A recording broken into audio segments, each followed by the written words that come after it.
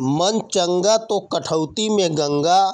पूजा पाठ धर्म कर्म में रहने वाले लोगों की अक्सर यह शिकायत रहती है कि हमने वर्षों तक धर्म किए पर फिर भी हमें उसका सुफल प्राप्त नहीं हुआ। हमने दान किए, पुण्य किए, फिर भी उसका परिणाम प्रतिफल हमें क्यों नहीं मिला।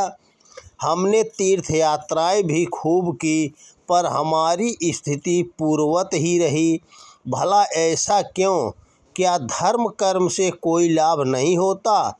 हमने तो सुना था कि धर्म कर्म करने वाले लोग सदा सुखी रहते हैं, उन्हें पुण्य मिलता है, उन्हें भगवान का आशीष प्राप्त होता है। पर यह सब मेरे जीवन में क्यों घटित न हुआ? ऐसे ढेर सारे प्रश्न जिज्ञासाएं हमारे मन में आते हैं। पर क्या सचमुच धर्म कर्म से लाभ नहीं होता? और यदि होता है तो फिर कई लोगों के जीवन में ऐसा क्यों नहीं होता? ऐसे सरगार्भित स्वाभाविक प्रश्नों का समाधान होना ही चाहिए। क्यों? क्योंकि धर्म कर्म का कोई सफल परिणाम मिलता न देख अक्सर लोग धर्म कर्म से विमुख हो जाते हैं और फिर अधर्म के मार्ग पर, असत्य के मार्ग पर, बुराई के मार्ग पर चल पड़ते हैं। इसलिए इन प्रश्नों का समाधान होना ही चाहिए।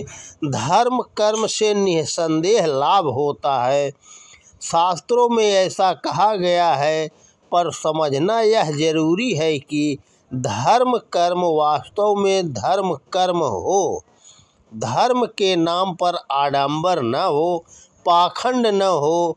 यदि धर्म कर्म अपने वास्तविक स्वरूप में होता है तो व्यक्ति के जीवन में शुद्धता आती है, उसके मन में निर्मलता आती है और मन निर्मल होने पर व्यक्ति को परमात्मा की अनुभूति अवश्य होती है। यदि ऊपर से धर्म कर्म होता रहे, तंत्र मंत्र पूजा पाठ किया जाता रहे और जीवन में शुचिता नहीं आए तो इसका अर्थ हुआ कि हमने अवश्य ही कहीं गलती हो रही है। यदि हम धर्म के नाम पर सिर्फ कर्मकांड और चिन्ह पूजा कर रहे हैं और दान परोपकार अहंकार की भावना से कर रहे हैं, पूजा पाठ के साथ बुरे कर्म भी कर रहे हैं, तीर्थाटन भी पर्यटन पिकनिक मनाने ऐशो आराम करने के लिए कर रहे हैं, तो निश्चित ही ऐसे धर्म कर्म दान परोपकार तीर्थ यात्राओं का सुफल हमें प्राप्त नहीं हो सकता। धर्म कर्म पूजा पाठ का उद्देश्य यह है कि हम मन से निर्मल बने, हमारे मन से काम क्रोध लोभ मोह दंभ दुर्भाव द्वेष आदि विकार मिटे और हमारे हृदय में करुणा प्रेम संवेदना सत्य क्षमा दया अहंकार आदि दिव्य भावों का अभिवृद्धि हो। तब और जब धर्म कर्म इस हेतु से होता है, यज्ञीय भाव से होता है, यज्ञ कर्मकांड पूजा पाठ के वास्तविक दर्शन को भाव को जीवन में जिया जाता है, उतारा जाता है, तभी धर्म कर्म का सुफल हमें चित्त शुद्धि और हृदय से उमगते उमगते करुणा प्रेम सत्य क्षमा सेवा अहंकार संवेदना आदि दिव्य भाव के रूप में प्राप्त होने लगता है और हम आनंदित होने लगते हैं। प्रभु का प्रेम हमें प्राप्त होने लगता है। हम चलते फिरते तीर्थ बन जाते हैं। अपने देह रूपी देवालय में स्थित आत्मा में हम परमात्मा की अनुभूति पाने लगते हैं। हमारा घर भी तब तीर्थ बन जाती है। हमारे लिए कठौती का पानी भी गंगा बन जाता है। जैसा कि कहा गया है, मन चंगा तो कठौती में गंगा। यह लोकोक्ति संतों के, भक्तों के, ऋषियों के जीवन में सदैव 100% चरितार्थ होती है। संत रविदास ने अपने सच्ची भक्ति से इस लोकोक्ति को चरितार्थ कर दिखाया था। संत रविदास भगवान के सच्चे भक्त थे। वे अपने कर्म को पूजा के भाव से ही किया करते थे। वे जूते बनाने का काम करते थे। एक दिन उनके पास एक ब्राह्मण आए और बोले, मेरी जूती टूट गई है, इसे ठीक कर दो। रविदास ने उनकी जूती ठीक कर दी। ब्राह्मण जूती पहनकर गंगा स्नान को जाने लगे। तभी संत रविदास ने कहा, ब्राह्मण देव, आप मेरी ओर से गंगा माँ को एक कौड़ी भेंट कर दीजिएगा। मैं तो काम में व्यस्त हूँ, समय पर ग्राहकों को उनके जूते ठीक करके देने हैं, इसलिए सोमवती अमावस्या जैसे पावन अवसर पर भी मैं गंगा स्नान को नहीं जा पाता हूँ। संत रविदास से पैसे लेकर ब्राह्मण देव माँ गंगा के दर्शन हेतु चल पड़े और उधर संत रविदास अपने काम में लीन हो गए। गंगा स्नान के बाद जब ब्राह्मण आने लगे तो उन्हें याद आया कि रविदास के दिए पैसे गंगा माँ को समर्पित करना है।